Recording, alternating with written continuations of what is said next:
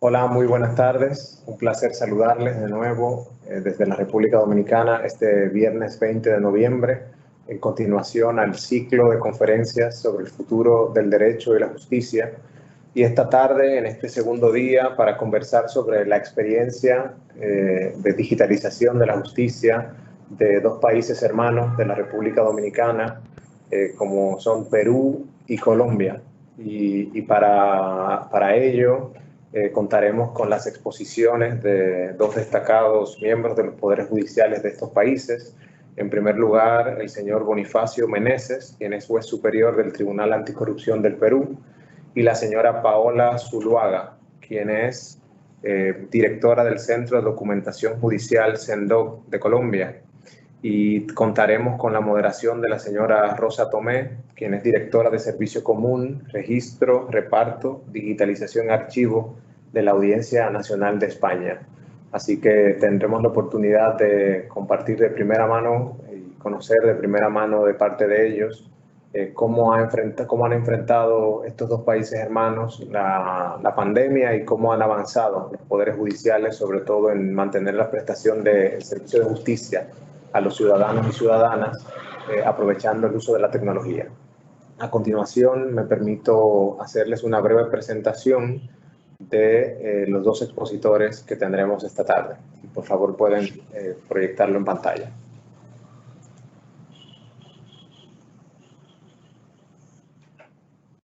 En primer lugar, tendremos la oportunidad de compartir y escuchar al señor Bonifacio, quien es juez del Tribunal Anticorrupción de Perú, doctor en Derecho por la Universidad Inca Garcilaso de la Vega de Perú, con posgrado en Derechos Humanos. Realizó una maestría en Ciencias Penales por la Universidad San Martín de Porres de Perú y la maestría en Derecho Procesal Penal, mención especialista en Destreza y Litigación Oral por la Universidad Inca Garcilaso de la Vega de este país.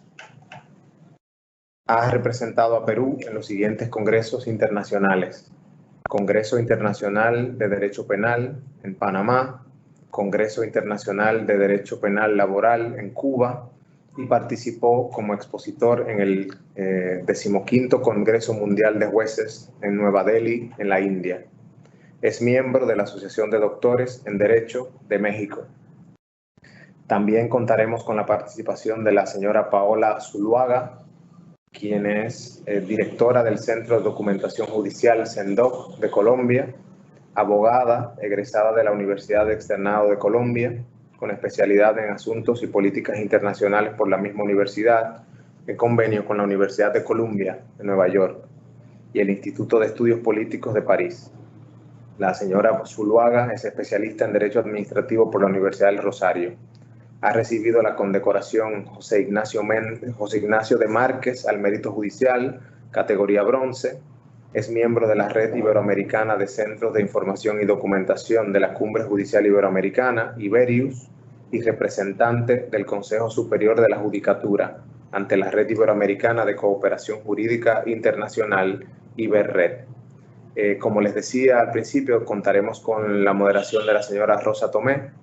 Y antes de pasarle a ella la palabra, quiero solo recordarles que pueden desde ya, en la medida en que vaya surgiendo la conferencia y vayan surgiendo sus preguntas, ir formulando sus preguntas por escrito a través del chat de Microsoft Teams, y al final un equipo de la escuela habrá seleccionado las más importantes, que serán pasadas a la señora Tomé, quien compartirá las preguntas con los expositores. Y bueno, les agradecemos que nos acompañen, agradecemos a los expositores y nada, bienvenidos a este diálogo que esperamos que sea fructífero para aprender de buenas prácticas para cada uno de los poderes judiciales de nuestros países. Así que le paso de inmediato la palabra a la señora Rosa María Tomé, a quien de nuevo le agradezco haber aceptado nuestra invitación para moderar este interesante panel. Muchas gracias. Para mí resulta especialmente satisfactorio poder participar en este ciclo de conferencias sobre el futuro del derecho y la justicia, porque los últimos 20 años de mi vida profesional los he dedicado a la modernización de la justicia en sus múltiples vertientes, tanto en el Consejo General del Poder Judicial como en el Ministerio de Justicia. Y en realidad eso es lo que en la actualidad me identifica, la modernización y la transformación de la justicia. Por ello, no puedo sino agradecer la amable invitación del director Dariel Suárez y en general a todos los que han hecho posible que la Escuela Nacional de la Judicatura de República Dominicana se ha convertido en un referente para los poderes judiciales, tanto en actividades como en ciclos docentes. Porque no podemos ignorar ni dejar a un lado, tal y como comentaba el ponente de ayer, José Torres, que el derecho y la justicia tienen que ser entendidos como un servicio que se presta a las personas, a los ciudadanos, y para ello es preciso que efectuemos un cambio cultural en la forma de ver, de actuar, de dirigir, de todo aquello que engloba el concepto de justicia, incluido la forma de impartirla. Este cambio cultural solo podemos obtenerlo a través de la transformación de la institución de la justicia, que esto implica nuevos paradigmas organizativos acordes con los tiempos que vivimos, donde la tecnología, claro que es algo muy importante y necesario, pero que si no va acompañada de otros elementos como la estrategia, la información, la preparación, el aprendizaje, entre otros, puede llegar a ser su implantación inútil y no tener ningún efecto positivo. No podemos olvidar que cualquiera puede empezar a realizar el cambio y de hecho lo hemos observado como consecuencia de la pandemia. Todos han continuado o han empezado, pero lo difícil es mantenernos. Hay que mantenernos en esta transformación y en este cambio. Estas conferencias resultan fundamentales para que sepamos hacia dónde vamos o hacia dónde tenemos que ir y para que aprendamos de los fallos o de los aciertos que han tenido otros países. A lo largo de los años estos que les he dicho que me he dedicado a modernizar o transformar en cierta medida la justicia, he conocido a muchísimos profesionales de diferentes ramas, pero todos coincidentes en que la justicia debe transformarse, debe evolucionar y debe adaptarse a la situación actual. Algunos de estos personas a las que he conocido se han convertido en grandes referentes para mí y espero que también lo sean para ustedes, porque gracias a la Escuela Nacional de Judicatura de República Dominicana podemos disfrutar de muchos de ellos en estas conferencias. Hoy precisamente tengo la inmensa suerte de moderar la intervención de dos grandes referentes en la transformación de justicia en sus países, en Perú y en Colombia. Nuestro primer orador es el doctor Bonifacio Meneses, cuya pincelada curricular ya ha esbozado el director, pero cuyo currículum, si lo estuviéramos enumerando, no tendríamos tiempo suficiente ni hoy, ni mañana, ni el resto de días en que dure estas conferencias. Pero lo grande de esta persona no es su hoja de vida. Lo grande es que es un auténtico caballero, una auténtica persona, un buen hombre y sobre todo un buen profesional de la justicia y un buen orador. Es un placer escucharle porque habla de la justicia desde el punto de vista de todos los escalones en los que él ha intervenido.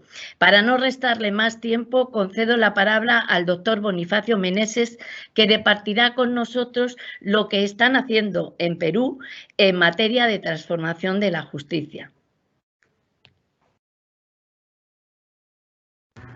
La verdad que es un honor poder compartir con la Escuela Nacional de Justicia de un bello país como República Dominicana, pero algo que tengo que en verdad suscribir, reafirmar.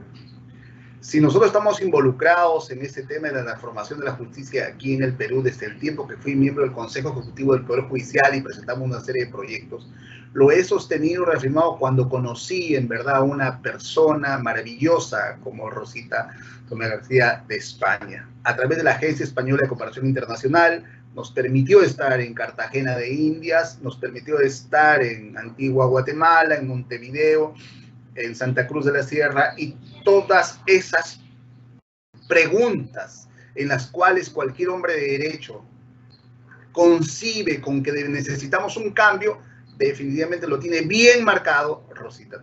Muchísimas gracias por tu presentación. La verdad que eres nuestro referente a nivel de todo este gran grupo de personalidades que hemos tenido a bien y tenemos el privilegio de conocerte. Gracias, Rosita. Y también la alegría de tener aquí a una, como dijo en efecto, la referente de la justicia ya en el tema relacionado al tema administrativo, como es Paulita Zuluaga Montaña, a quien expreso mis saludos. Quiero agradecer esta oportunidad y decir exactamente lo que nosotros concebimos de que el derecho no solo es vocación, es convicción y apostolado. Lenin decía que en el derecho posee y defiende al ser humano su condición moral de existencia. Y ahí venimos en esta lucha cotidiana en la que hemos tenido que pasar desde tiempos inmemoriales. Nosotros hemos trabajado, como pueden ver, en el Perú y seguimos en algunos temas relacionados con esa infinidad, la frondosidad de los papeles.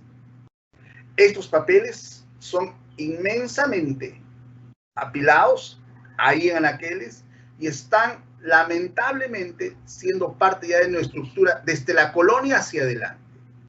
Y así hemos venido trabajando. Ese es uno de los mayores retos que tuvimos cuando dijimos, esto tiene que acabarse. Por cada 7 resmas de papel se tala un árbol. Es un tema de carácter ambiental. Vayamos avanzando, Maggi.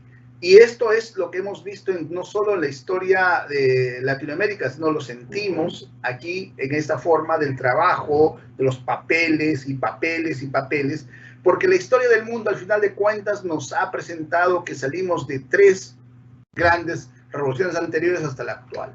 Y hemos salido de esta revolución a través de la mecanización, la informatización, la sensorización, y ahora en justicia queremos llegar al tema relacionado a lo que es los algoritmos de inteligencia artificial, como en efecto vamos a señalar de qué manera lo estamos trabajando. En todas las formas en que hemos venido advirtiendo en la justicia es esa manera, digo, anquilosada de trabajar con la mano, con las hojas.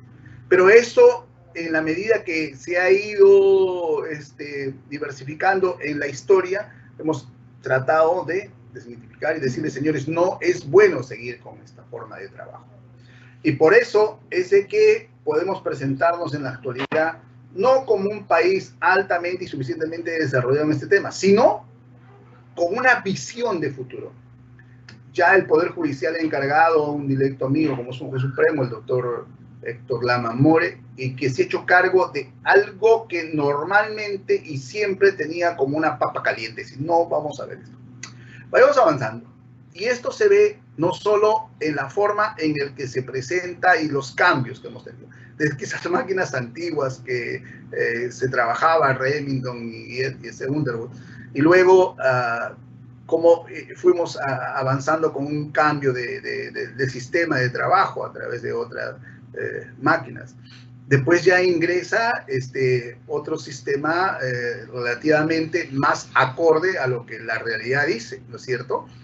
Y en sí se trata ya del avance tecnológico en el que hemos tenido que ir suficientemente trabajando, porque antes estaba prohibido tener esas máquinas, lamentablemente no se podía tener el acceso.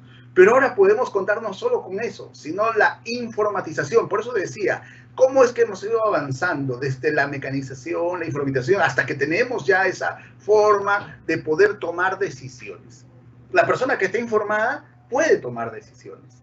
La persona que está en la oscuridad, lamentablemente, no va a poder saber qué hacer cuando se toque las formas del ejercicio de una gestión de gobierno.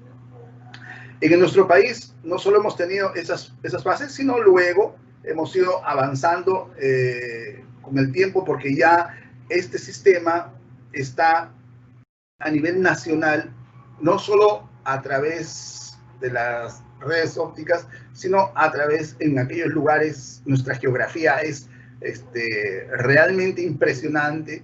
Tenemos litoral peruano, costa, sierra, montaña, y la selva ubérrima, que es tan difícil llegar a todos esos lugares de todo el Perú. Ahí falta la presencia del Estado.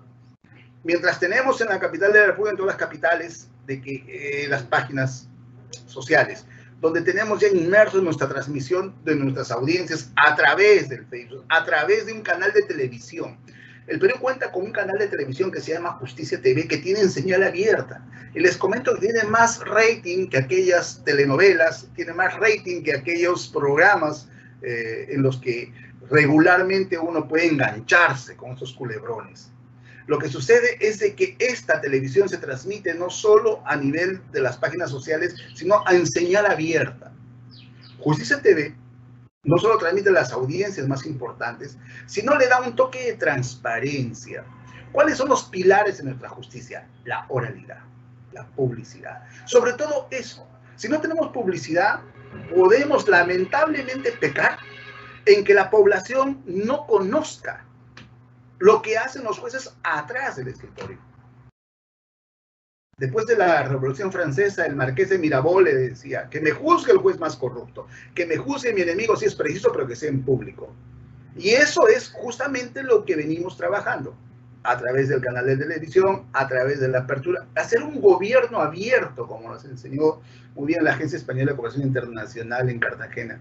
Justicia abierta, gobierno abierto, y la transparencia de nuestros actos. Entonces, esta informatización hace posible que ya tengamos nuestro expediente judicial electrónico.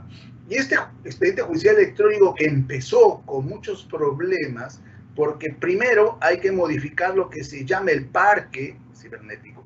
Este expediente electrónico tiene que tener solo el vínculo que existe entre lo que se llama el trabajo de la capacitación del personal, que de un momento a otro tiene que estar sujeto y en las exigencias que se les dice, qué clase de trabajador necesitamos. Ya no solo necesitamos el hombre que conozca derecho, ya no solo necesitamos aquella persona que sepa de leyes y que también lo pueda plasmar en un documento. Necesitamos gente que conozca el sistema operativo de una máquina. Y eso es donde estamos trabajando profundamente, y de ahí este expediente judicial electrónico, este expediente en el que no es más que decirle, señores, adiós papel, vamos a trabajar con este proyecto cero papel. El expediente judicial electrónico ha tenido, reitero, inicialmente reparos, ha tenido, por ejemplo, objeciones de parte de, nosotros llamamos a esos señores dinosaurios de la justicia que se han resistido a dejar el papel, se han resistido a dejar la máquina para dar paso a lo que regularmente el mundo entero nos exige. Es la tecnología. Bien, esta tramitación de los expedientes electrónicos han tenido, primero, a través de lo que iniciamos con las notificaciones electrónicas. Las notificaciones electrónicas, ¿por qué? Porque no solo teníamos ya el sistema, sino deberíamos vincularlo a través, darle apertura a los señores abogados, a las partes, a los justiciables, a los que nosotros nos debemos al justiciable, porque si no tendrían juicio la gente, no tendría por qué buscar al Poder Judicial.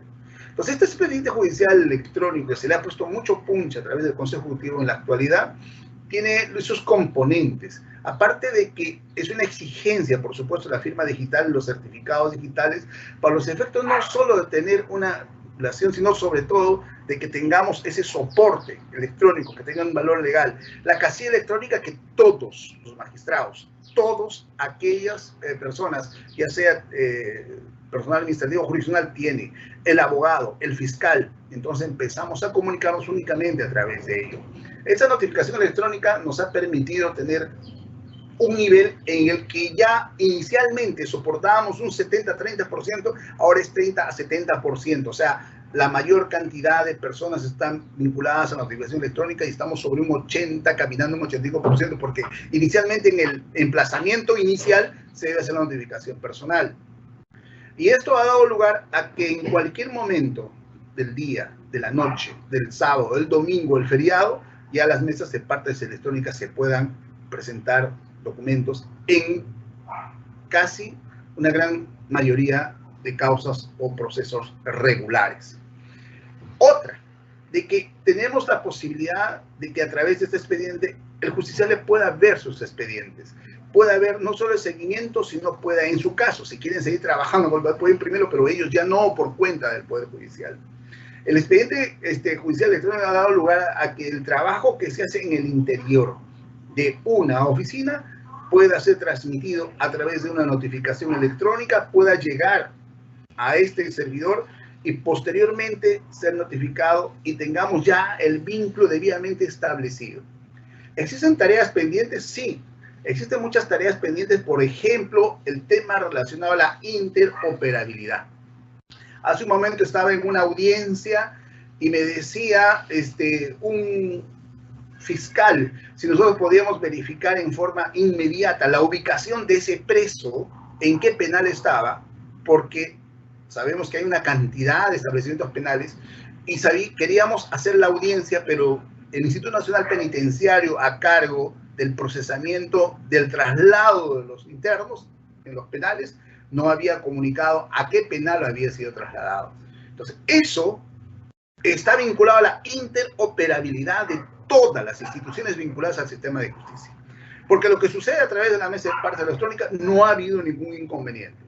El servidor está trabajando en forma adecuada. Las personas están cumpliendo con el rol que les compete y sobre todo que se les ha encargado de manera que lo han subido con respeto sublime, lo que significa impartir justicia y trabajar en favor de la gente o los ciudadanos de a pie.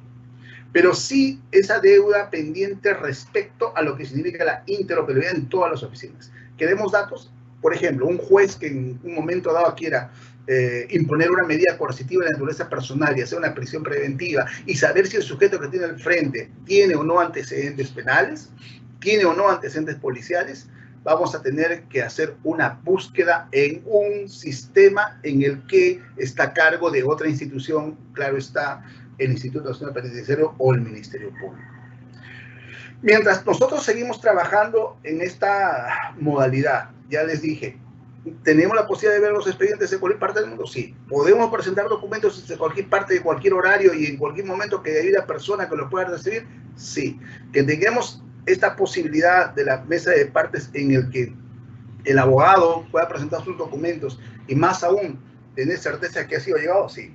Que tenemos las firmas digitales, los certificados digitales y que el expediente judicial electrónico puede trabajar gracias a este chip que tiene un documento nacional de identidad. Y ese chip hace lugar a que podamos identificar cuál es la persona y a su vez tenemos una oficina que se llama el Registro Nacional de Identificación y Servicio Civil, RENIEG.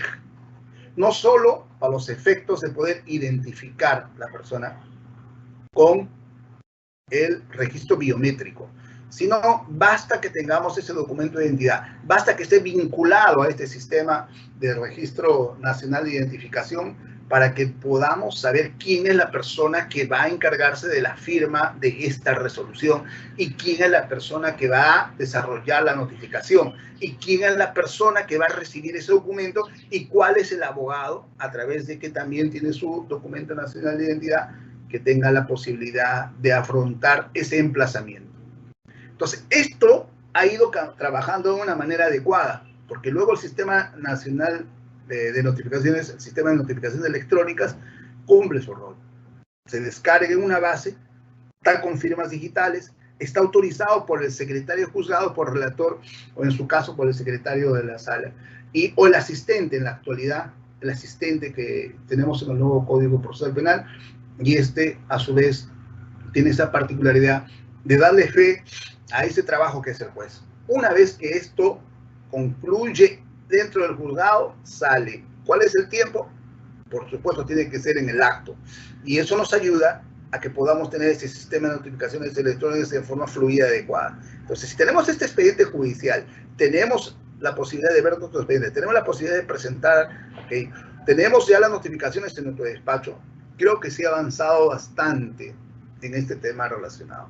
Pensamos a futuro de que en efecto ya no solo estamos trabajando respecto a lo que significa ya no la mecanización que trabajamos ya, de las notificaciones a mano, la informatización ya no solo, sino a través de los sensores en los que muchos de los juzgados tienen, por ejemplo, los remates judiciales en línea, tenemos el embargo en línea, porque la interoperabilidad en el Perú existe una oficina que registra todos los inmuebles registros públicos, la Superintendencia Nacional de Registros Públicos, donde todos nuestros predios están inscritos, nuestros vehículos, de tal manera que cuando se produce un proceso en el área comercial, el remate puede ser en forma tal, virtual e inmediata, de acuerdo a los plazos, y que eso ayuda mucho a que podamos tener un acercamiento a través de la ciudadanía.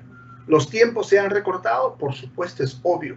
También tenemos la posibilidad de presentarnos con otra cara ante la población. Lo que sí, hay muchos que siguen siendo, en su gran mayoría, videolitigantes que quieren recibir la noticia a través de la notificación escrita o en la misma mesa de partes. Son temas ya de carácter cultural. Son temas necesariamente que están vinculados a la educación, a la difusión. Y nosotros tenemos que hacer una labor de sensibilización social. Ahí estamos también orientados a que no solo nos carguemos de la tecnología, sino hacérselo saber a la población de la tecnología. Nosotros, reitero, somos una cultura milenaria, tenemos infinidad de costumbres, pero sobre todo de etnias que están circunscritas en la selva peruana, en la serranía, en nuestra propia costa, donde no han podido tener acceso directo a esta tecnología. Por eso es de que a través de esta forma de gobierno, abierto gobierno electrónico que se ha fijado, es llegar a esos puntos más alejados, porque es uno de los temas más criticables, porque aquel país que no tiene justicia, el acceso regular, lamentablemente no va a tener progreso. Un país debe invertir en educación, salud y justicia. Entonces, por eso es de que vemos nuestros proyectos hacia adelante, de que sí es posible conseguir a través del expediente judicial electrónico aquel tema totalmente olvidado para aquellas personas que siguen viendo sus expedientes en físico. Cierto que es una tarea en la que creo que ningún país cercano al nuestro va a poder definitivamente derrotar la cultura del papel. Reitero, mientras tengamos personas a cargo del Poder Judicial que importa solo la idea de que debemos trabajar con el papel, entonces lamentablemente este tema relacionado a esta mecanización, la sensorización, la informatización, como sucede en el mundo entero. Ahí están las boyas que nos pueden decir si viene un tsunami. Ahí está, sí, nos puede indicar la sensorización de la polución que existe en una ciudad. Están ahí los algoritmos que nos deben decir cuál es el camino que se debe seguir dentro del tema de justicia, que se está aplicando muy bien en muchos países del mundo. Yo vengo de visitar algunos países y me quedo sorprendido, como por ejemplo, trabaja muy bien en España, trabaja muy bien en Uruguay. La inteligencia artificial, que es uno de los temas ciertamente en los que nosotros los jueces necesitamos el empuje para poder trabajar. ¿Cómo así? Los bots conversacionales. Muchas instituciones del Perú hacen posible que trabajen las 24 horas del día con la información de todo su proceso judicial a través de un bot conversacional. Cuando llegamos a ese equilibrio de no saber si que me conteste es una persona o un robot, yo creo de que hemos avanzado mucho en este aspecto de la inteligencia artificial. Es aquello en que esta industria 4A nos va a decir cómo es de que se va a aplicar a justicia. Es como en Estados Unidos ya tenemos los abogados robots, o en muchos otros países han utilizado una suerte de softwares de que les ha servido mucho. Van a seguir recibiendo críticas porque lamentablemente se van a resistir al cambio, ¿no? A través no solo, por ejemplo, de este bot o la inteligencia artificial y derecho, IBM con Watson, también el sistema de Prometea que trabajado en Colombia y en Argentina, sobre todo con Corbalán, que han tenido a bien, sin efecto, tienen algunas dificultades, al menos se han dado el trabajo de dar el primer pie. Eso es lo importante. De dar el primer paso. Decirle, señor, ¿por qué tenemos esta clase de jueces en los que tranquilamente podemos tener, no jueces robots, sino de que se pueda mejorar el tema relacionado a la carga procesal, a la lentitud de los procesos? Pienso que eso es un todo, porque la justicia, en efecto, es dar a cada uno lo suyo. Pero el poblador de a pie no solo está molesto con el Poder Judicial por el tema de la demora, porque esto trae aquel gran y difícil problema de poder explicar, la impunidad. Cuando se demoran y no hay justicia pronta, porque es justicia tardía, no es justicia, ¿cierto? Por lo tanto, esto nos ha ayudado a tener, reitero, bastante presencia en la población. Este expediente judicial electrónico ha llegado aquí para quedarse. Estamos trabajando con diversos aspectos en todas las áreas vinculadas a la oralidad, vinculadas a la transparencia, a la publicidad, y que mientras tengamos ese soporte, como reitero, sí ha estado funcionando en otros países, aún en el Perú se han resistido cuando hemos presentado el proyecto de hacer algo similar a Prometea argentino, decirles, señores, mira, podemos hacer un símil para poder juntar todo un tipo de resoluciones que, por ejemplo, en el tema previsional es abundante, en el tema laboral son las mismas cosas, en el tema penal, por ejemplo, esos traficantes de droga, el menudeo, en muchos de los aspectos que podamos tener en el aspecto civil, comercial, constitucional, que tienen un solo patrón, podemos recoger la doctrina en un solo receptor, las leyes, el caso en concreto, pero sobre todo aquello que no debe cambiar, que es el paradigma de lo que significa la justicia internacional a través de la Corte Interamericana de Derechos Humanos, a través de las justicias regionales, a través de la Corte Suprema, del Tribunal Constitucional. Y si todos lo juntamos, podríamos tener realmente una respuesta hacia la población inmediata. No esperar años para darle aquella justicia que en el Perú se ve cuando vienen a reclamar una pensión a un anciano. ¿Qué es lo que tiene? Tiene que esperar muchas veces su muerte y sus deudos, tiene que continuar el juicio. Cuando bien a través de esos programas podíamos solucionarlo en forma inmediata. Creo de que en Estados Unidos viene trabajando con el sistema Compass a través, eso sí hay que mirarlo con mucho cuidado, de ver la forma de la reinserción social a través de un sistema en el que lo único que ha dado respuesta es que la reinserción social de algún sector racial tenía más obstáculos que el otro sector.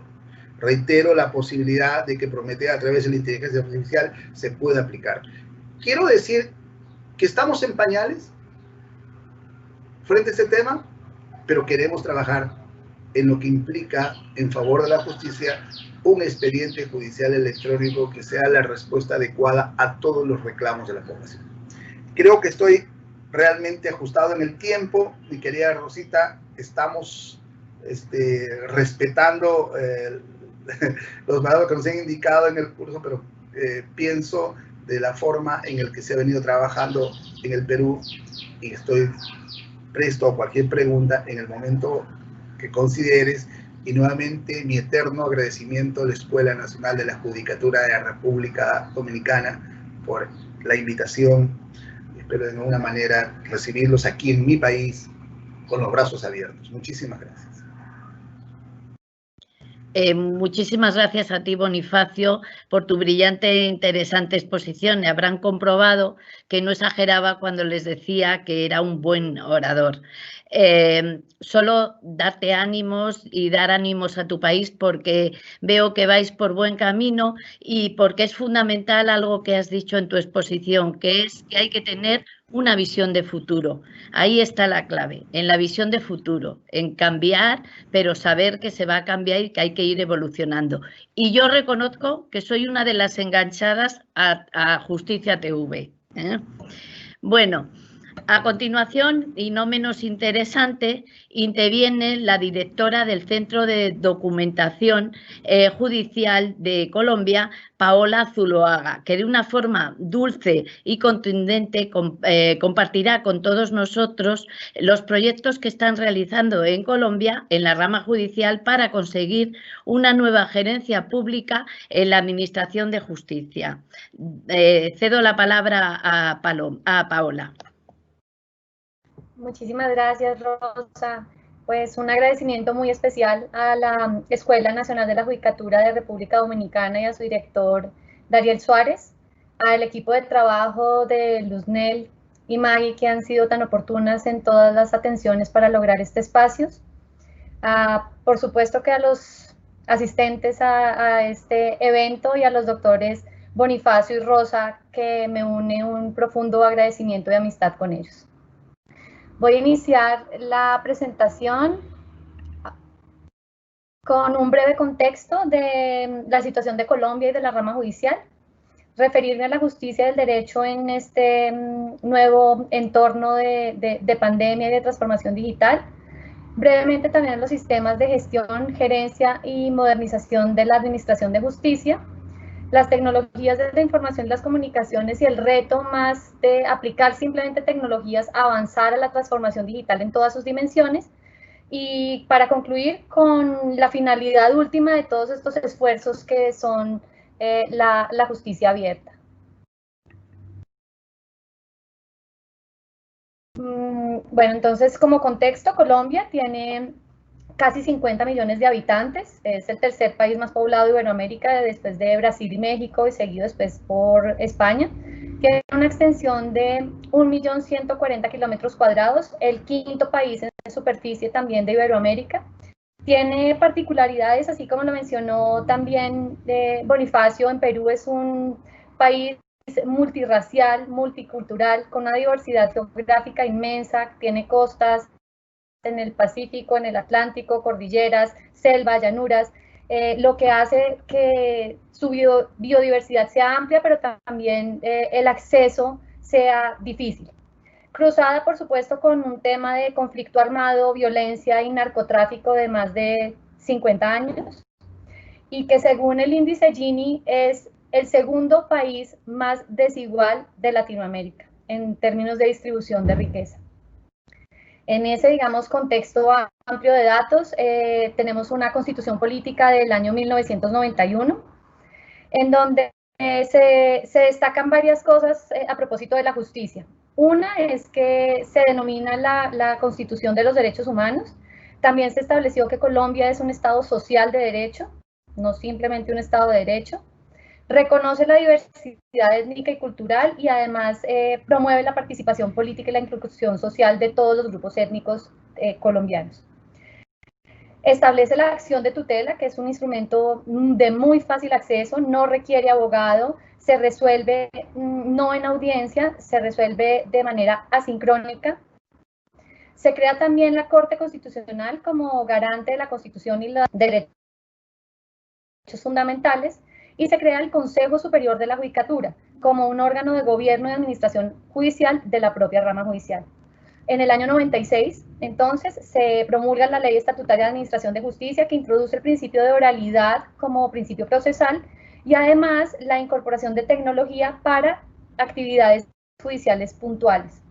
En el 2012 se expiden los últimos códigos procesales, el Código General del Proceso, el Código de Procedimiento Administrativo y de lo Contencioso Administrativo, en donde ya se incorpora la tecnología no solamente para actividades aisladas, se piensa como un proceso y se empiezan a avanzar en los términos de expediente judicial electrónico y justicia en línea.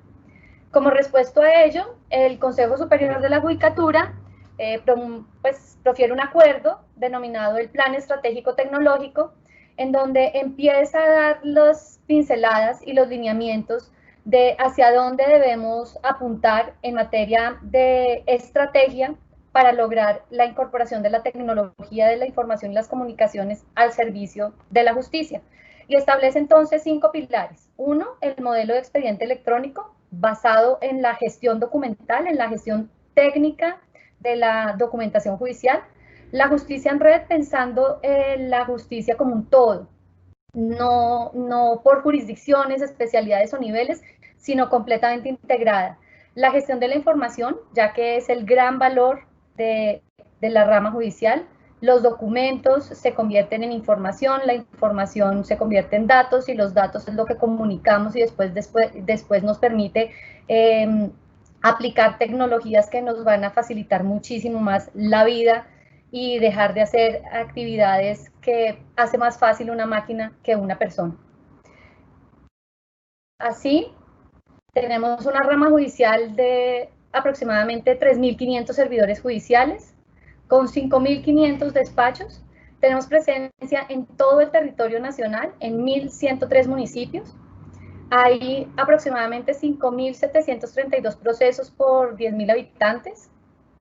Es decir, en el año 2019 ingresaron aproximadamente 2.800.000 procesos al sistema judicial formal. El 30% de la demanda de justicia son acciones de tutela. Es acción rápida, fácil, sencilla, que se creó en el año 91. Tenemos 11 jueces por cada 100.000 habitantes. Aquí hacerles la referencia que según la OCDE, el número óptimo ideal de jueces por cada 100.000 habitantes debería ser 65. Evidenciamos ahí una amplia diferencia, un déficit de casi el 60. De casi, 6 o 60. Bueno, la rama judicial de Colombia está estructurada por diferentes jurisdicciones: jurisdicción ordinaria, contencioso administrativa, constitucional, disciplinaria, el Consejo Superior que hace parte de la administración, las jurisdicciones especiales indígenas y de paz, y la Fiscalía. Entonces, tenemos una rama que en el nivel nacional y seccional está pues ampliamente desplegada. No me está. Ya creo que estos datos los di, el principio de la oralidad, el número de funcionarios, tenemos diversidades unidades, tenemos muchas formas de oficinas que prestan servicios administrativos, judiciales. No tenemos muy claro un estándar o un patrón, y básicamente todos los esfuerzos se están orientando a llevar hacia allá.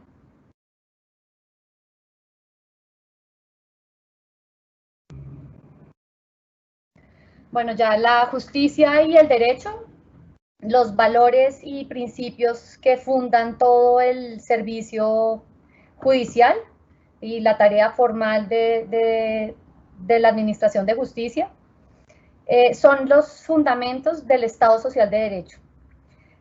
Y como servicio público debe tener unas características y cumplir con unas expectativas del usuario de la justicia. No solamente es garantizar la protección y restablecimiento de los derechos, resolver conflictos, sino además imprimir modernidad. En este esquema de modernidad es fácil identificar la tutela, la oralidad y la incorporación de las tecnologías de la información y las comunicaciones como instrumentos que buscan ese fin.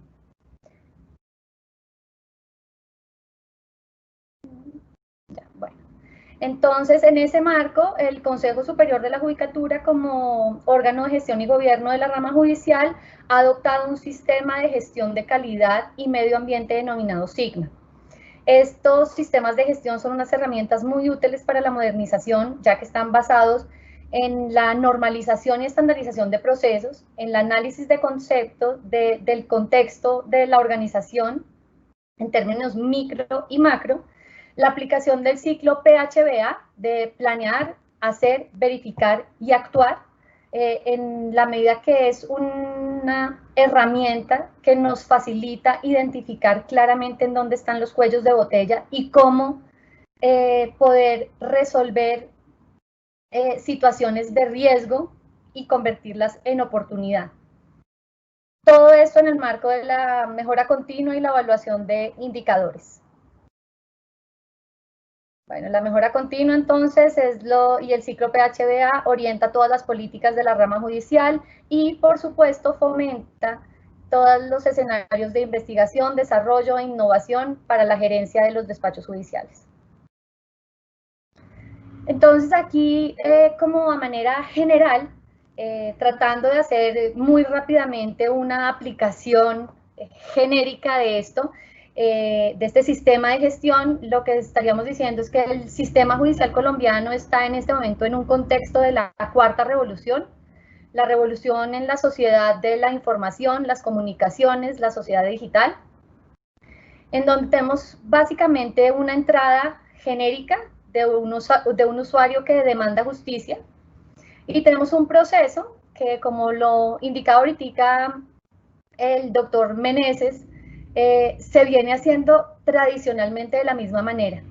Ese proceso vale la pena repensarlo, rediseñarlo, servirnos de todos los recursos, no solamente económicos, sino de conocimiento y de las tecnologías de la información y las comunicaciones para mejorar la forma en la que hacemos las cosas. Y pues pasa por acá todo el tema de la automatización.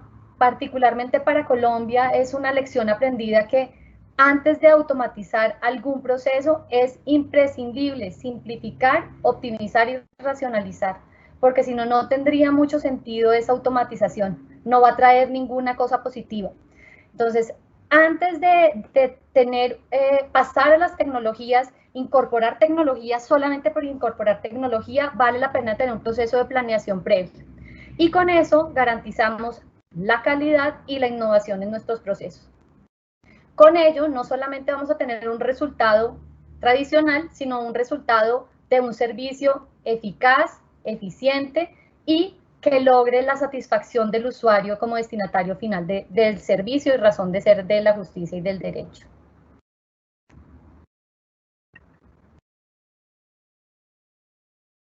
Bueno, dentro de este sistema de gestión y control de la calidad y medio ambiente, el Centro de Documentación Judicial lidera 3 procesos, uno estratégico, uno misional y uno de apoyo.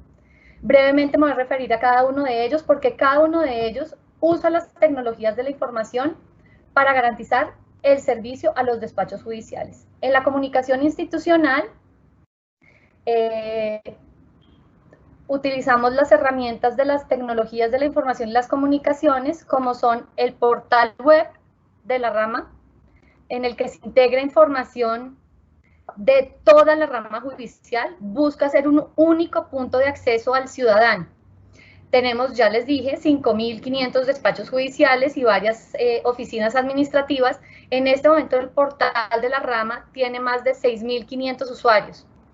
Y cada uno alimenta la información descentralizadamente y este punto lo que logra es integrar la información de los distintos despachos judiciales que en su micrositio o en su mini página alimentan información acá de manera estandarizada o con unos rangos mínimos y máximos de información. También, por supuesto, enlaces, aplicaciones y servicios y trámites judiciales. El más consultado de nuestra página es la Consulta Nacional Unificada, en donde cualquier persona con su número de causa, o incluso no tiene que ser parte, puede consultar el estado del proceso. También tenemos desde el año 2003 el uso de videoconferencias, audiencias y streaming. Se utiliza el servicio de videoconferencia para lograr unir zonas de difícil acceso y para poder conectar también el Poder Judicial con lo que en su momento se denominó la justicia y paz.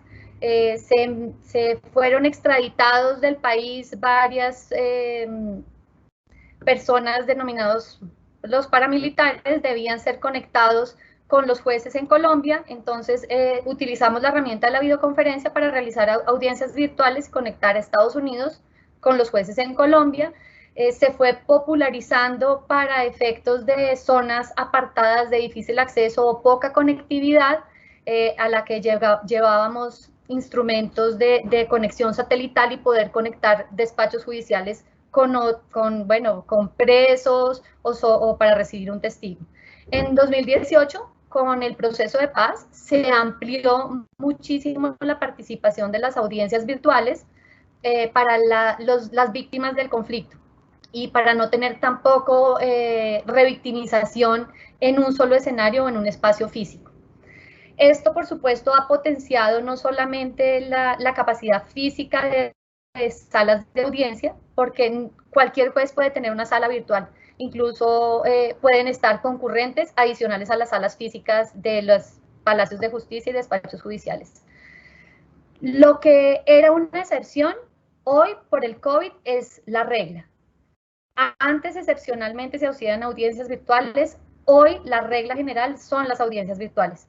Desde el 1 de julio que se levantaron los términos por la pandemia a hoy, este ha sido el instrumento básico de trabajo de los despachos.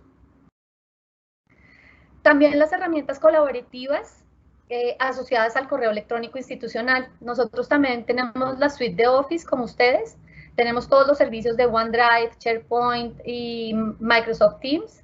En Teams solamente se realizan videoconferencias de orden administrativo. La plataforma para las audiencias virtuales es otra que tiene unas condiciones de seguridad diversas. Pero esta suite de Office nos ha permitido mantener el vínculo de comunicación a través de correo electrónico, tener espacios transitorios de almacenamiento y compartir documentos con las partes, así como hacer trabajo colaborativo en los equipos internos de los despachos judiciales. Sobre la gestión de la información judicial, me refiero brevemente, pero muy importante por algo que mencionaba ahorita el doctor Bonifacio, es que la gestión de la información judicial bien administrada traería muchísimos beneficios, no solamente al servidor judicial, sino incluso a la ciudadanía. En Colombia se han denominado las fuentes formales del derecho la normatividad, la jurisprudencia y la doctrina. Nosotros administramos estos 3 tipos de fuentes.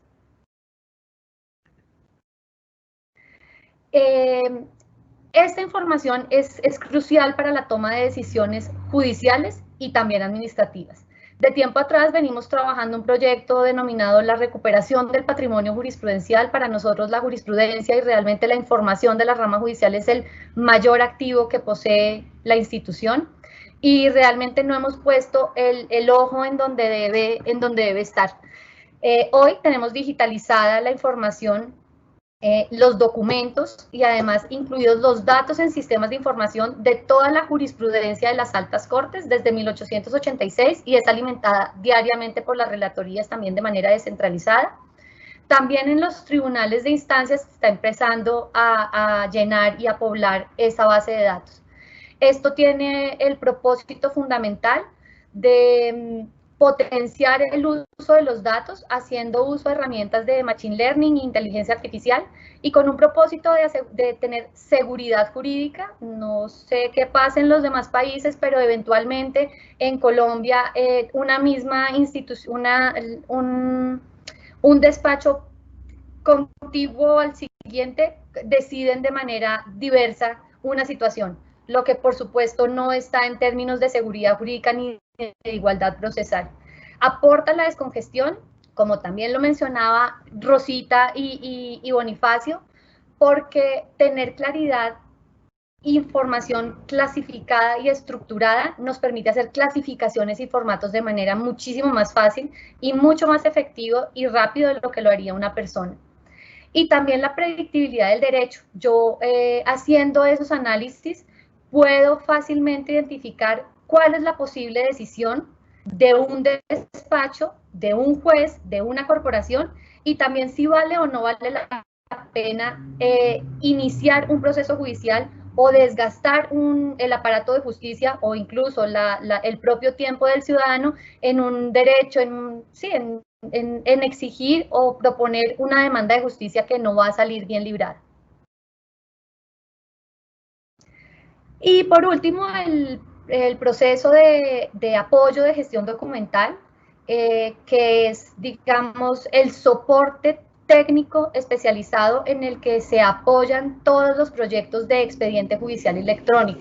Aquí es donde vale la pena mucho ver que la automatización y la sistematización debe estar precedida de un planteamiento técnico para poder sacar los mayores beneficios de esa información y de esa documentación. Bueno, aquí están enlistados los instrumentos de gestión documental, no me voy a detener en eso.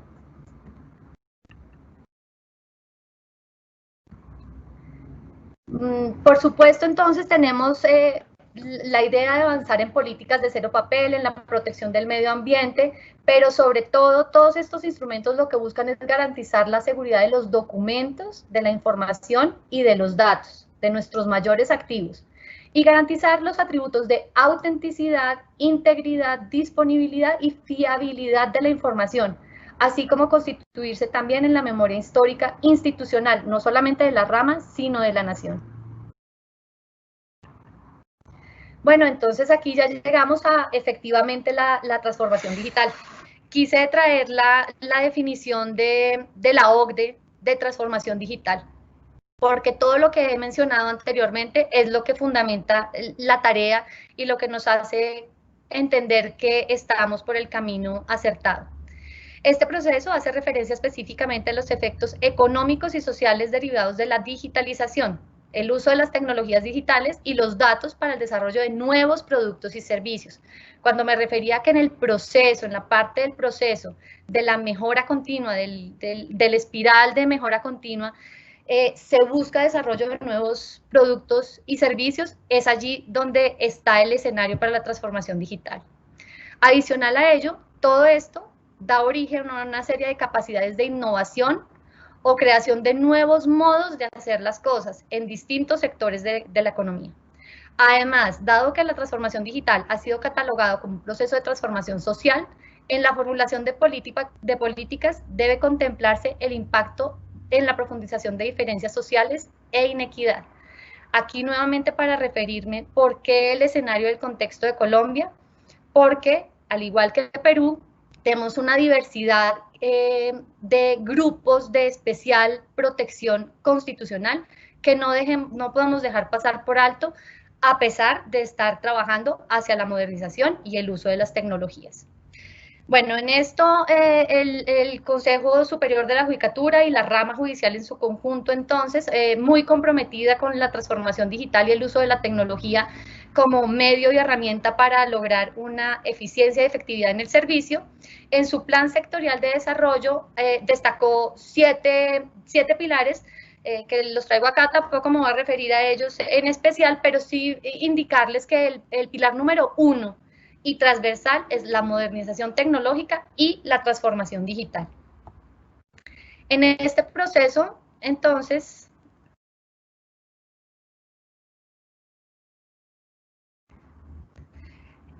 se apoya en la misión y los valores, en el derecho y en la justicia. Estos pilares lo que logran es que vayamos a esa visión común, a ese norte, a ese proyecto que queremos sacar adelante denominado transformación digital, como algo más allá que una simple aplicación esporádica de tecnología a determinadas actividades. Queremos tener un proceso integrado, coherente y estratégico que nos permita sacar adelante un servicio de justicia con las mejores condiciones de calidad, de transparencia, de rendición de cuentas, de participación, de efectividad y eficiencia. Por supuesto, esto es el valor público que representa la tecnología de la información y las comunicaciones al servicio de la justicia.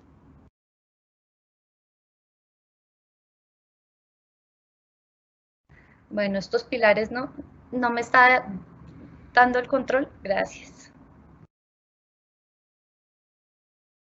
Bueno, venimos entonces ya de tiempo atrás, como les he mencionado, trabajando en este propósito. En ello nos ha acompañado la banca multilateral, el Banco Mundial y el BID han trabajado con nosotros tanto en escenarios técnicos como funcionales para sacar adelante este proyecto de transformación digital.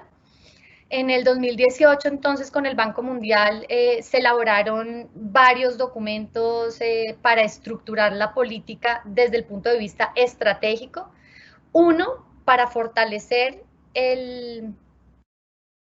la capacidad institucional, no solamente en términos de capacitación, sensibilización, sino adquirir las competencias necesarias para poder sacar adelante un proceso tan ambicioso de transformación digital para todo el sector justicia. Fruto de ello, entonces, se formuló un proyecto para contratar el Sistema Único Integrado de Gestión Judicial. Están todas las especialidades, todos los niveles y todos los despachos judiciales previstos en esa estrategia. El sistema está próximo a contratarse. De hecho, está en este momento abierta la licitación, se va a adjudicar en la primera semana de diciembre y va a empezar con el proceso de tutela en unos distritos judiciales asignados y la especialidad laboral. Y va a ir siendo escalado hasta una quinta fase que esperamos terminar en 5 años. Qué pena, ¿me pueden ayudar con la presentación que no me está cedido el control? Bueno. También entonces el BID trabaja con nosotros en la definición de un empréstito. Nos están acompañando también técnicamente en unas mesas de trabajo de transformación digital que ya datan de 2 años. Ha sido un proceso realmente largo, dispendioso, pero muy enriquecedor. Y la visión del BID es una visión más de Estado colombiano. Es la visión de transformación digital, no el silo de justicia, sino el Estado colombiano en su conjunto, en donde están todas esas herramientas que había mencionado el doctor Bonifacio de interoperabilidad, de poder compartir información, de poder servirnos de servicios, de, por ejemplo, registro como para autenticación, para identificación biométrica, para consultar registros de otras entidades del Estado, para compartir información que normalmente, ordinariamente, le tocaba al ciudadano aportar al proceso judicial. Bueno, entonces, pues la vista general, lo que ya se ha dicho aquí, la transformación digital busca la eficiencia, el acceso, la transparencia.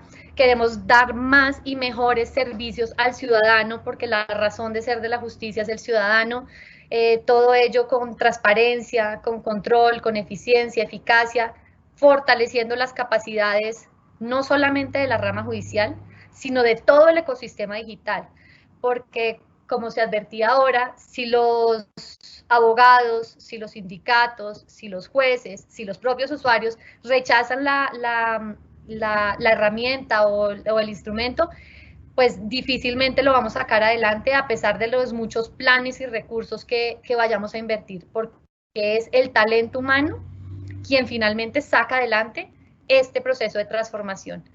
Podemos entregar tecnología, pero es el talento humano el que la utiliza y la hace servible de cara a la tarea judicial, al derecho y a la labor propia de cada uno de los servidores. Siguiente. Aquí un poco para mostrarles esto, no sé si eventualmente sea como muy técnico, pero para darles una panorámica del Sistema Único Integrado de Gestión Judicial, en donde van a estar todas las especialidades, donde va a estar representado todo lo que queremos hacer. Aquí hay muchísima información, pero básicamente para decirles que está previsto en 3 capas.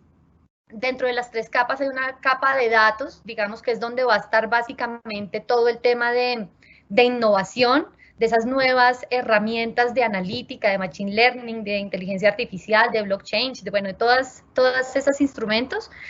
La capa de negocio, que es la que realmente, digamos, le afecta el core del servicio de justicia. Vamos a tener un sistema de gestión de procesos en donde vamos a identificar claramente los servicios de negocio estándar, o sea, los servicios que aplican independientemente de la jurisdicción, y vamos a tener detallado también y muy bien formuladas las particularidades de cada especialidad.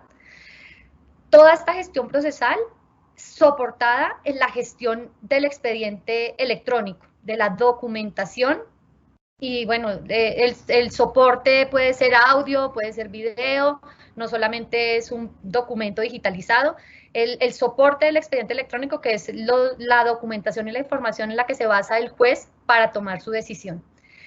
Y allí también aplicar herramientas de analítica.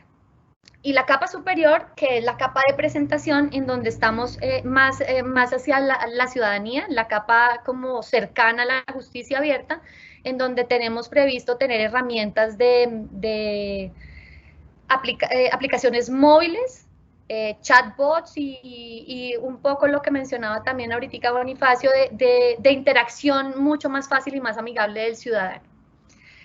Entonces, en todo ese gran espectro, se logró la formulación del Plan Estratégico de Transformación Judicial reciente, en septiembre de este año. No se ha expedido antes porque por el COVID tuvimos que hacer varios ajustes para lograr integrar esos herramientas de transición en las que nos imponía el COVID y lograr la transformación digital terminaron siendo herramientas como bisagra, como que habilitantes para la transformación digital. El COVID, nuestro mayor impulso de gestión de cambio tecnológico. Se prevén entonces el expediente electrónico, la gestión del cambio y las comunicaciones, la sensibilización y la participación de todos los usuarios de justicia y los servidores judiciales en esto es crucial para sacarlo adelante. La gestión de la información, aprovechar muy bien nuestros datos y nuestra documentación.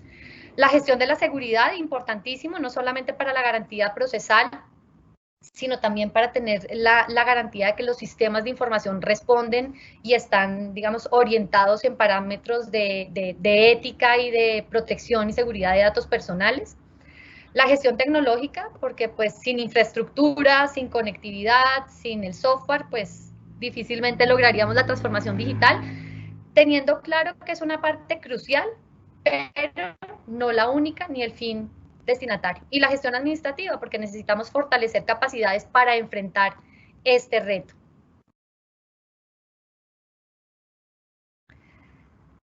Bueno, la corporación por el COVID entonces ha privilegiado y sigue privilegiando el trabajo en casa con herramientas tecnológicas. Se divulga información a través del portal desde todos los despachos judiciales del país, en más de 1.103 municipios, en los 5.500 despachos, se están haciendo todo tipo de audiencias virtuales y videoconferencias, el uso de la herramienta colaborativa es al tope. En efecto de transición, estamos almacenando en el OneDrive y en el SharePoint como el espacio de almacenamiento en nube para luego hacer la migración al sistema integrado de gestión judicial, en un proceso de plan de digitalización que busca pasar lo que tenemos en físico a soporte electrónico y lo que ahora está ingresando en soporte nativo digital, poder ir siendo integrado en una carpeta electrónica administrable y, por supuesto, después migrable al nuevo sistema.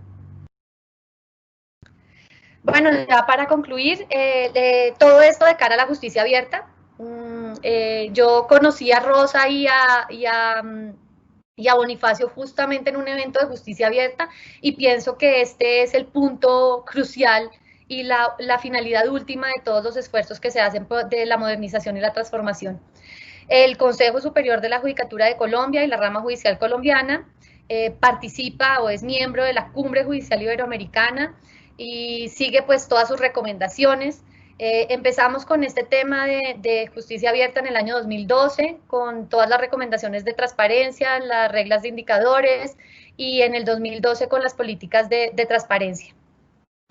Este eje de justicia abierta está enmarcado, por supuesto, en los objetivos de desarrollo sostenible que buscan la paz, la justicia y las instituciones sólidas, promoviendo no solamente sociedades pacíficas e inclusivas, sino también facilitando el acceso a la justicia para todos, con instituciones eficaces, responsables e inclusivas. Pienso que esos calificativos debe ser eficaz, responsable e inclusiva. Si falta alguno de ellos, no estamos abordando la tarea por donde debe ser. Entonces, pues reiterar aquí, el objetivo es la transparencia, la rendición de cuentas, la participación ciudadana, el diálogo permanente y fluido con la sociedad y todos los usuarios de justicia, la promoción de la ética y la anticorrupción, la inclusión social, el fortalecimiento también de la independencia de los poderes judiciales, sin perjuicio de la colaboración y coordinación armónica e interinstitucional en el ecosistema digital y, pues, por supuesto, todo esto con la tecnología, la información y las comunicaciones de por medio en esta era de transformación digital. Muchísimas gracias.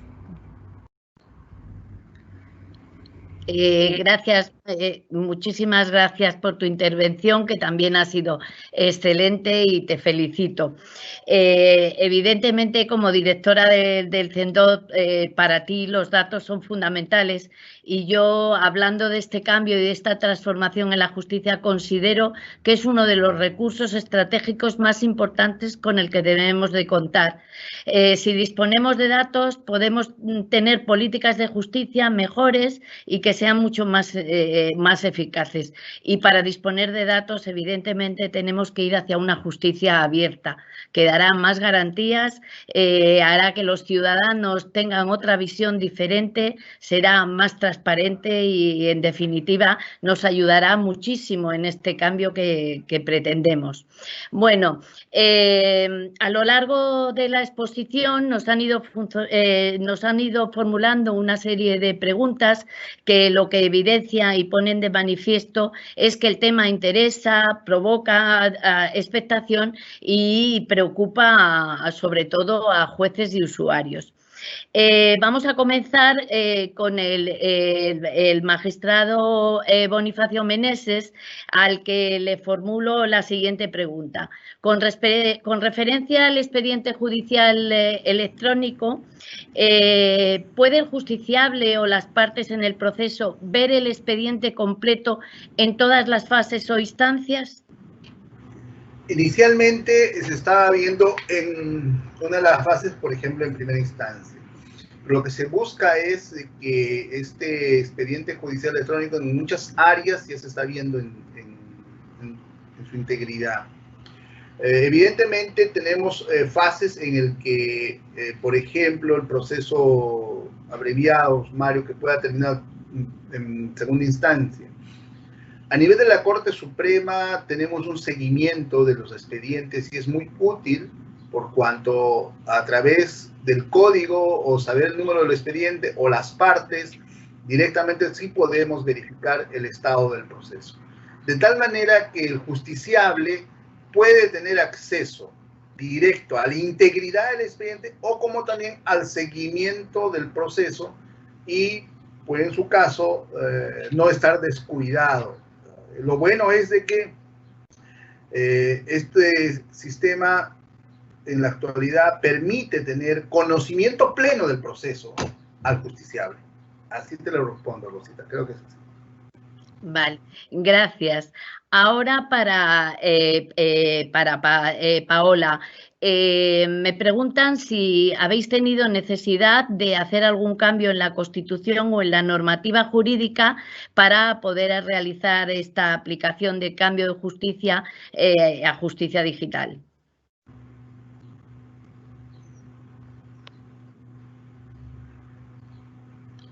Discúlpenme, estaba sin el micrófono. Sí. Como había indicado antes, tenemos, digamos, una habilitación general desde la Ley Estatutaria de la Administración de Justicia. Se han abierto espacios desde el 2012 con los últimos códigos de procedimiento general y de lo contencioso administrativo, pero sigue siendo potestativo el uso de las tecnologías de la información y las comunicaciones antes del COVID. Con el COVID se expidieron normas para el uso de las tecnologías de la información y las comunicaciones. No hay otra forma de acceder, digamos, desde el despacho judicial al servicio de justicia. Entonces, se han tenido que hacer, digamos, algunas modificaciones a normas. Se ha entendido de alguna manera que hasta que no esté completamente el sistema de gestión con todas las garantías y con todos los procesos, no puede ser de alguna manera facultativo para el juez hacer uso o no de las tecnologías. Yo creo que ya después de esta pandemia y de pues, el decidido desarrollo de la transformación digital y de todos los procesos de transición, difícilmente vamos a tener cómo volver atrás. Ya esto no sé, ya se fue iniciando y con seguridad nadie va a volver atrás. Ya los beneficios y ¿qué será? Sí, todos los beneficios y los pros que trae asociada a la tecnología, pues dan cuenta de la situación en la que estamos hoy en el Poder Judicial. Muchas gracias, Paola. Ahora para el doctor Bonifacio, y me imagino que esta pregunta, no sé si le gustará o no, pero de quien proviene seguro que le gusta, porque es alguien que conocemos ambos y que tuve la suerte de acompañarle cuando fuimos a visitar Perú. Y él me comenta que, aparte de felicitarle por la brillante exposición, y también le agradezca lo bien que nos trataron cuando estuvimos allí en Perú. Y la pregunta es sobre qué opinión tiene de cómo podemos conciliar la aplicación de las nuevas tecnologías con la necesaria humanización de la justicia, porque tenemos que ser conscientes que detrás de cada papel hay una persona y de cada expediente digital un drama humano. ¿Cómo lo compaginamos? Fantástico, la verdad que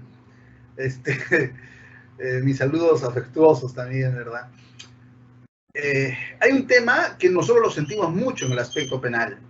El maestro Jiménez de Azúa decía: las cárceles se demolerán materialmente cuando se demuele espiritualmente la pena. ¿Qué sucede cuando tenemos al frente una persona? Decidir un juez su tráfago, su sueño frustrado, decidir sobre su futuro, sobre su libertad, es simple y llanamente aquel momento en el que no tenemos más que, en mi caso, decirle a Dios que me ayuda a no cometer errores. Es el carácter humano. No es el juez de robot que ingresa un documento, un caso, y luego él lo va a indicar, y el juez robot me va a decir: ese hombre merece tal cantidad de pena o tal situación, perder su patrimonio. El carácter humano es inalienable en el caso de la impartición de justicia. De cierta manera, podemos cometer errores, ¿okay? Pero hay algo que quiero ser sincero y para darle respuesta en forma contundente. Podemos cometer errores, pero no cometer abusos. Y creo que el ser humano está vinculado, y nosotros como jueces tenemos una tarea muy, muy, muy difícil, y soslayar el carácter humano es imposible. Detrás del papel hay seres humanos, pero antes del papel también otro ser humano. Gracias por la pregunta, Rosita. Bueno, para Paola, evidentemente habrá habido resistencia al cambio, ¿no? Entonces, ¿cómo enfrentamos a las personas que se resisten al cambio? Sí, efectivamente, mucha resistencia al cambio, y tal vez por eso los tiempos parecen excesivos.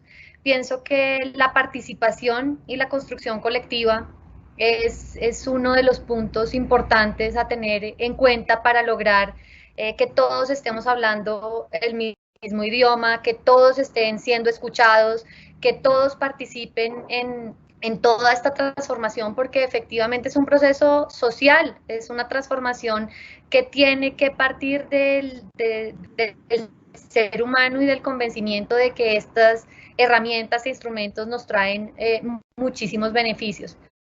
Por supuesto, sin perder de vista, y un poco aunado a la respuesta del doctor Meneses anterior, esto tiene también unos retos éticos que no podemos pasar por alto. Y en la medida en que tenemos claramente identificadas las fortalezas, las oportunidades, los riesgos y las amenazas, podemos tener precisión en dónde intervenimos y cómo intervenimos. Bueno, como se nos ha ido el tiempo, esta ya ha sido la última pregunta. Me da muchísima pena no poder hacer muchísimas más, pero bueno, el tiempo es lo que tiene, que va demasiado rápido. Para mí, agradezco mucho la intervención de los dos conferenciantes, a los que me une no solo a nivel profesional, sino a nivel amistad, mucha amistad.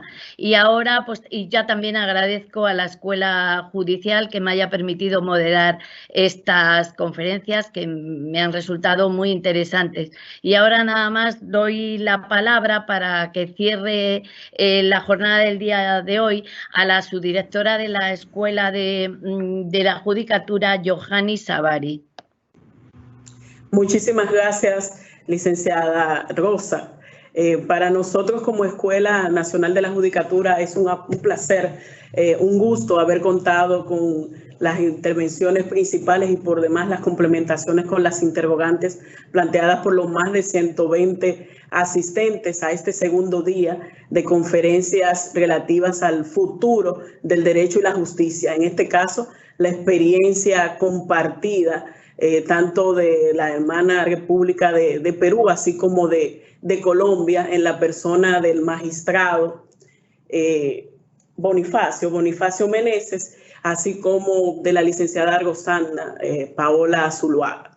Principalmente porque en cierta medida se ha podido evidenciar, partiendo también de los contenidos abordados en el día de ayer con el profesor José Fernando Torres, lo relativo a la nueva mirada que debe de dársele a lo que es el derecho y la justicia, pero una nueva mirada que en cierta medida no obvia el contenido originario de lo que se persigue con el derecho, así como con la justicia. Dentro del marco de la incorporación de todas las herramientas más idóneas de lo que tiene que ver con las tecnologías de la información. En este caso, tal como decía el magistrado Meneses, en relación a la inteligencia artificial, visualizar cuáles son los aspectos positivos, principalmente en aquellas situaciones que en cierta medida el Estado no ha podido dar respuesta a un verdadero acceso a la justicia. Pero más aún también, así como decía la expositora Zuluaga, al igual que el expositor Meneses, en relación a lo que tiene que ver con el expediente electrónico judicial, que en cierta medida también con ello se garantiza en un nivel más alto lo que es el derecho al acceso a la justicia, con todas esas herramientas que contiene lo relativo a la firma digital, el expediente electrónico, entre otros aspectos. Agradecer a todos los participantes, esperando que esto los anime a continuar con este ciclo de conferencias que se retoma el próximo lunes 23, pero ya ahí vamos a tener la oportunidad de conocer la experiencia chilena en la persona de Mario Lara, así como Jorge Alzamora. Y de esta forma podamos, al final de la jornada de todo este ciclo de conferencia que vencería el viernes, el 26 de noviembre, tendremos una panorámica de lo que es el futuro del derecho y la justicia en términos relacionados con la posibilidad de aplicar muchas de esas experiencias en el sistema judicial dominicano.